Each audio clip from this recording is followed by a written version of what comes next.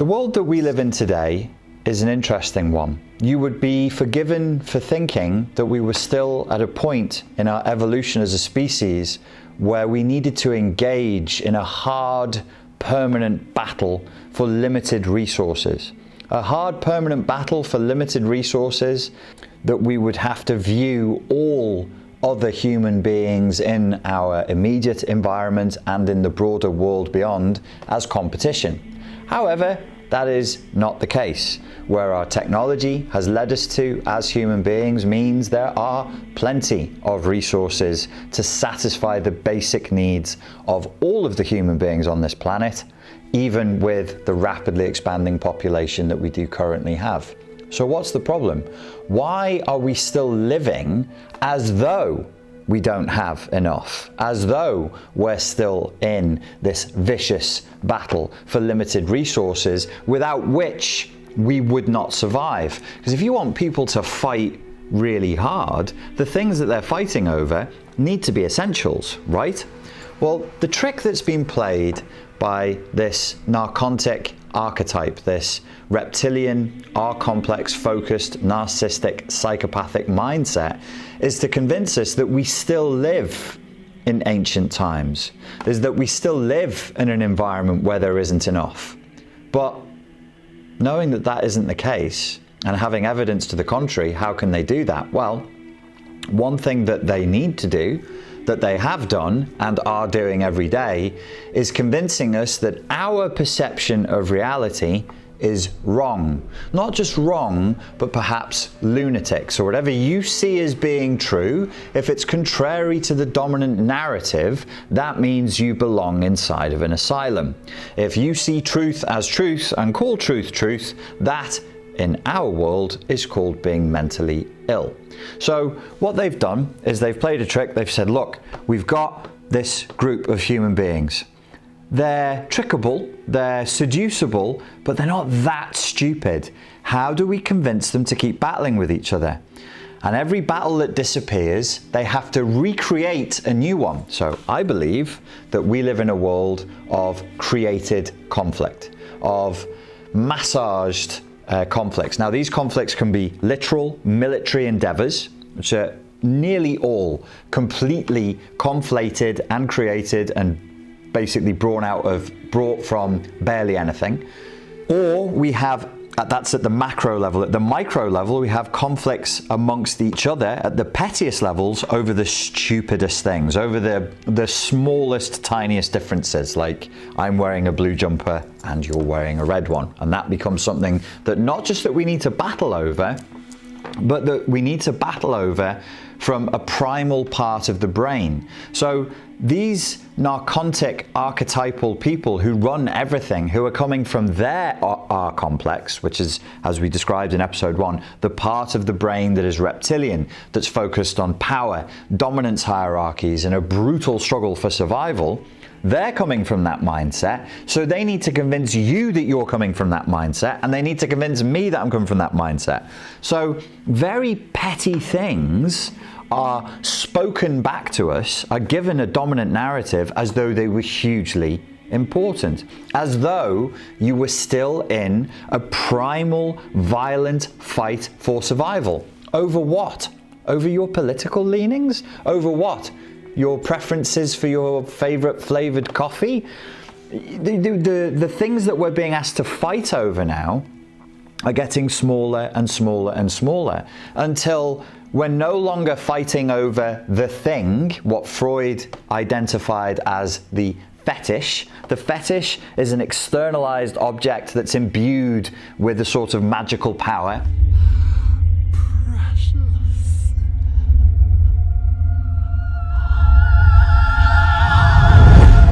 Via the magical thinking of infants. So this becomes the thing that you and I need to fight over. There's only one of these in the world. And if you don't have it, you're going to fall off the dominance hierarchy and die. And if I have it, I'm better than you, I'm bigger than you, and I'm higher up in the dominance hierarchy than you. So we need to struggle for this.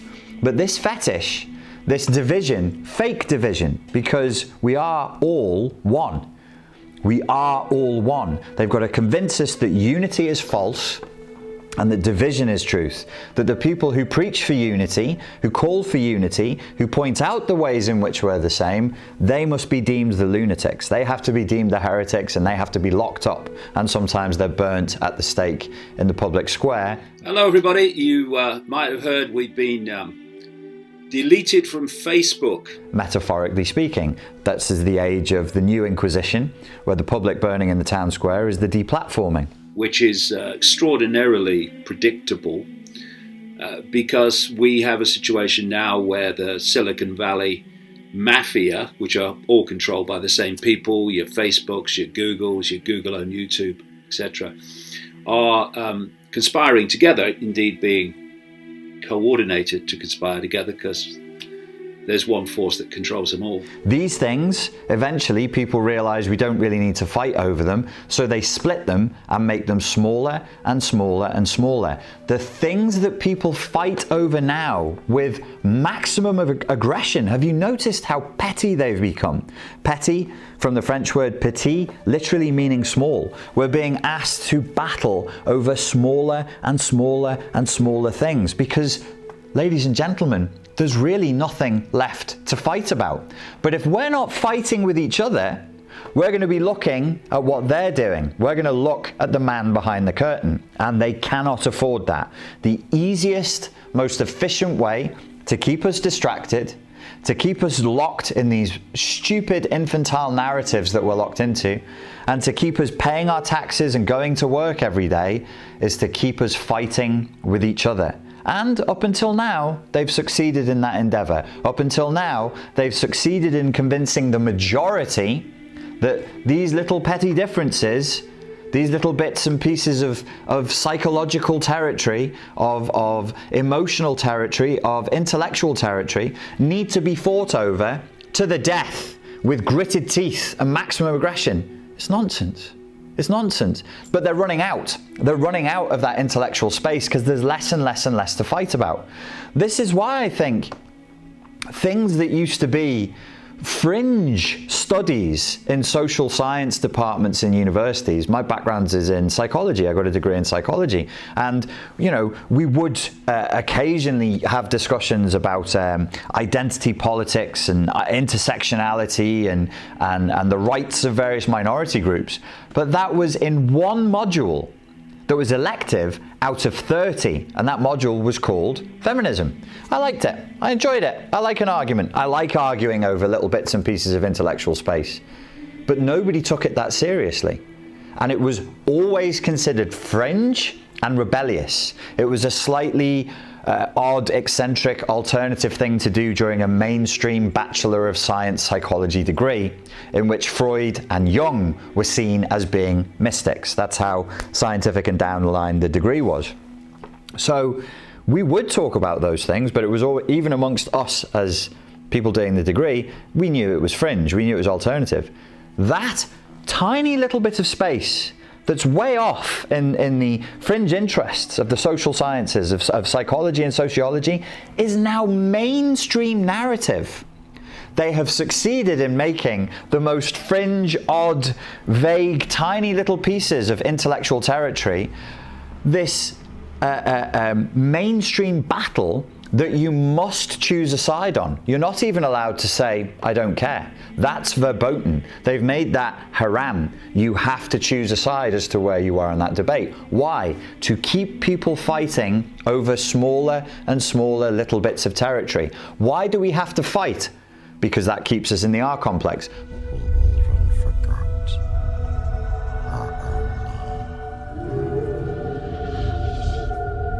Why do we have to fight over territory?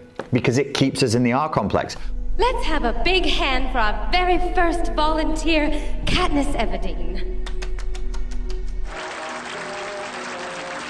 Why do we have to fight over identity? Because it keeps us in the R complex. They want us operating from the stupid, egoic, reptilian part of the brain as much as they are to keep us distracted, to keep us submissive, to keep us obedient, and to keep doing their work for them. They're at the top of the pyramid, and we're all the way down at the bottom, doing their bidding. And I can assure you that we will keep these restrictions under constant review. We will look again in 3 weeks and relax them if the evidence shows we are able to.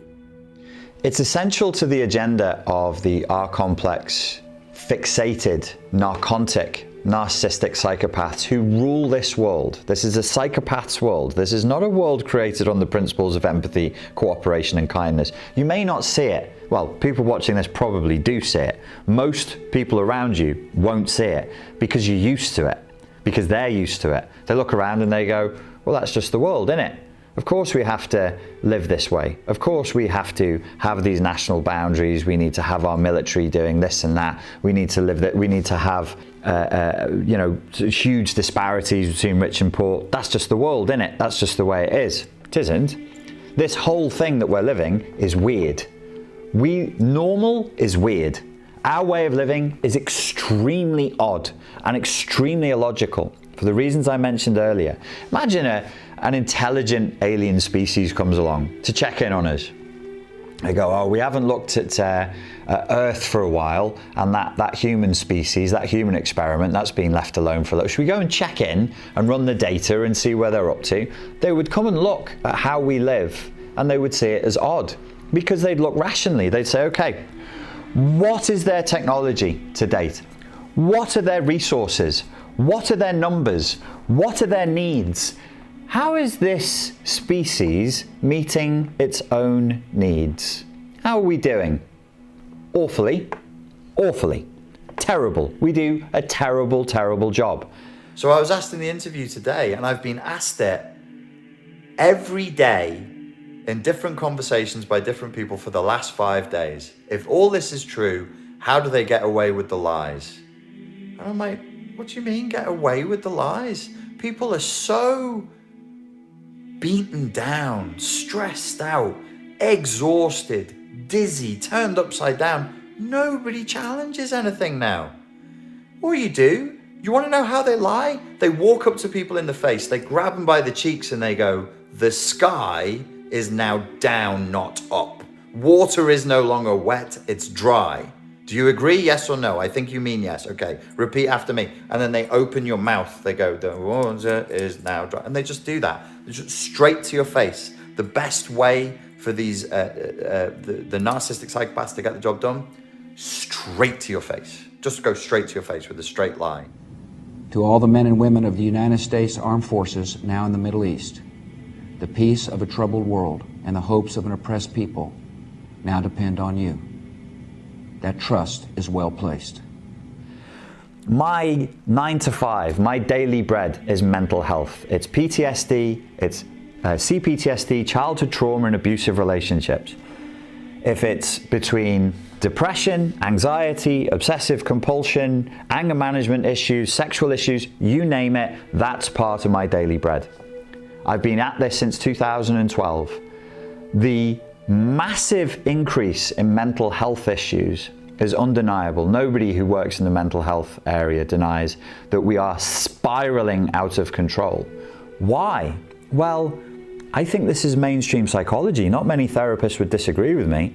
The reason why people get sick mentally and emotionally and psychologically is because their needs aren't met. So if we fail to meet our needs as a species, we get very, very sick. We become depressed, we become anxious, and we become aggressive. Our capacity to think clearly, rationally, critically, and to make good decisions disappears. Who benefits from that? Does humanity benefit from us being cranky, angry, territorial, and irrational? No. Mainstream humanity, the majority of humanity, does not benefit from us not having our needs met. The only people who benefit are the very few people at the top of the pyramid, the narchontic, R-complex dominated, narcissistic psychopaths who rule this world, who design what we do on a daily basis from the moment we wake up to the moment we sleep. And as soon as they find a way of harvesting our energy whilst we sleep, it will be installed in your home and told that it is the greatest luxury. You watch. They'll find a way of harvesting our energy whilst we sleep. They must be furious right now that we waste 8 hours of every 24 not giving them their precious supply that they're looking for. That's our time off, is when we get to sleep. They'll find a way of harvesting that. And they design every single mode of interacting in this world. We are not just propagandized into wanting. We are not just propagandized into wanting certain things, into having certain object fetishism. You know, these special trainers, these sneakers are imbued with a power. This special vehicle is imbued with a power. What's the power? The power is the brand. What's the brand? A fucking magic sigil, as far as I'm concerned, that comes with some magic spell, because every corporation has a logo. These people are utterly decadent, utterly corrupt, and it's thrown in our faces. That's why I say this world is a weird world. The way we're living is very odd. It's very arcane. It's not modern at all. We tell ourselves we're modern. We posture and fluff ourselves up and peacock around like we're so smart. We live like barbarians, smeared in our own fecal matter, screaming in rage at ghosts. It's lunacy the way we live. This is a lunatic asylum. This is completely irrational. It's cruel, it's barbaric, and it doesn't serve us. We're not meeting our needs. We barely even accept our needs such as they are. We are so hung up and repressed. We live like tortured animals in a zoo, trapped in tiny cages of conformity.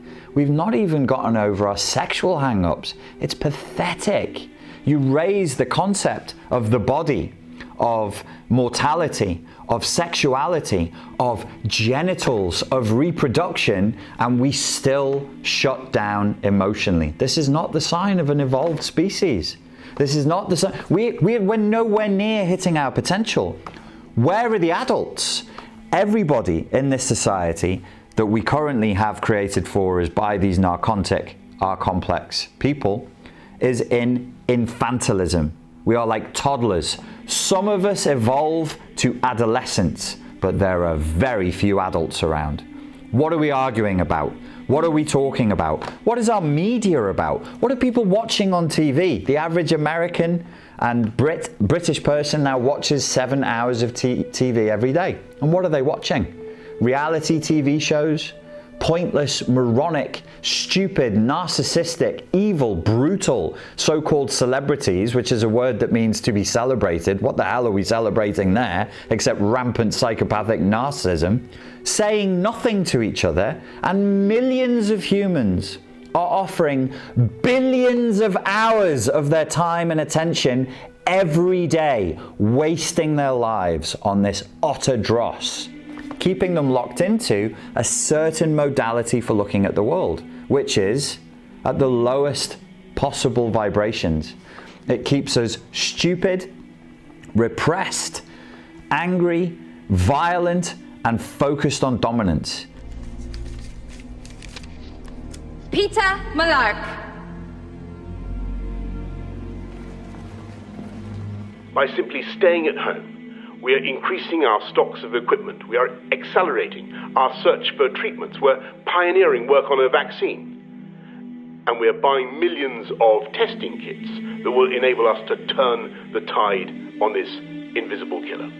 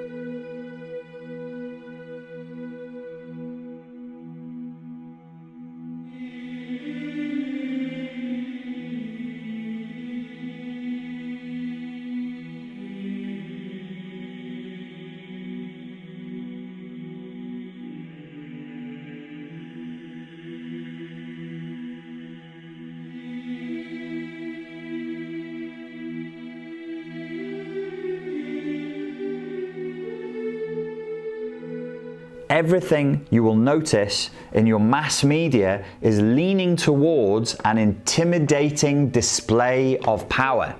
We are now totally entrained and conditioned, not addicted. It's a different thing to be addicted. We're conditioned. In addiction, addicts are smarter than people who are conditioned. An addict gets a payoff.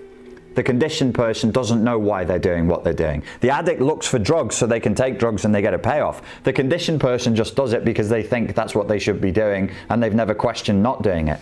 We are conditioned into this mindset of utter futile stupidity. It's difficult to break out from, but not impossible.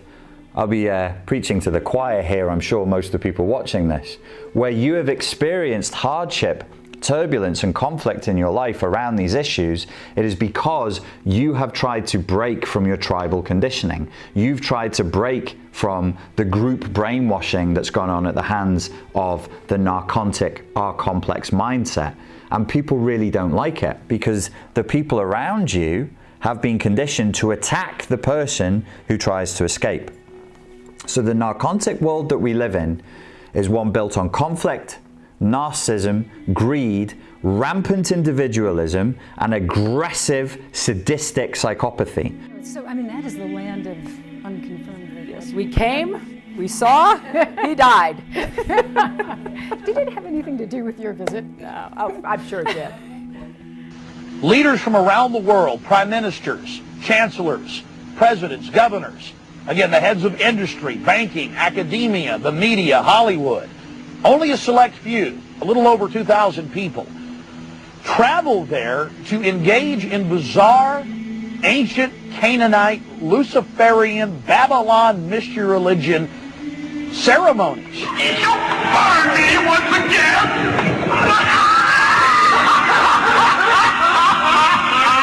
Now with these planes.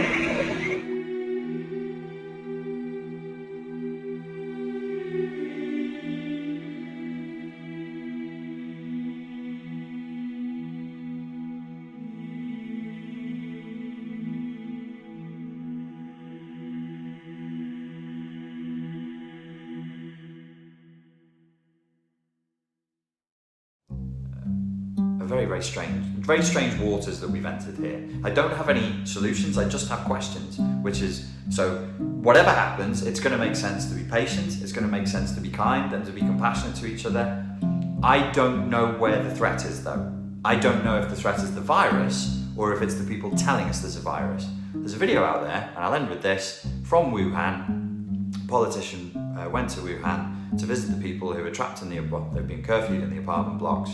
And they were booing her from the apartment blocks and shouting, "It's a hoax, it's a hoax, it's a hoax.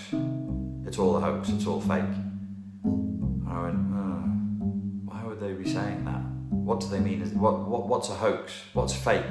If they're in Wuhan, which is where this started out, surely all those people will know at least one person, or will be at least three, but only 3 degrees of separation away from somebody who contracted the virus or died. Another doctor I was listening to today on YouTube was saying that he can't account for the fact that in different areas of the world, this coronavirus has different reported mortality rates. It's very different in Italy than it is in China. And he just said, he's an epidemiologist, is what he does. I can't account for that. I can't tell you why there are such different mortality rates. And I'm listening to that and I'm thinking, well, the conspiracy side of my brain goes, ooh, they've been looking for a biomedical weapon that targets particular ethnic groups for years. They've figured it out. And then the other side of my brain goes, yeah, or they're lying. We are now entrained to signal, not communicate. Signaling is what animals do. Humans are supposed to communicate. Signaling is all about posturing. But we'll get into that on the next episode. In this episode, we explored the narcotic world that we live in, how it's come to be developed, why it's been developed this way. And in the next one, we're going to be looking at common narcotic traits, what the signaling is and why it's been put in place to substitute open communication. Ladies and gentlemen, I hope you enjoyed that. Thank you very much for your time and for your attention. Please stay grateful, and I look forward to speaking to you again very soon. Thank you. It's a strange world.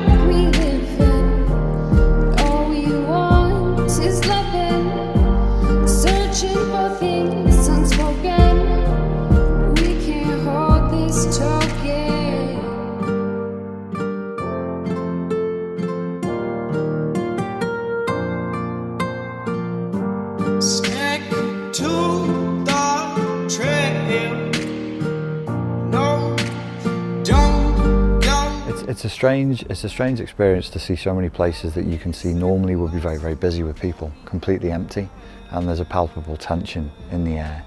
You can see people looking at each other with distrust and confusion. It's almost like they're looking for social cues as to how to respond given the strange circumstances that we find ourselves in. Search for affection, but searching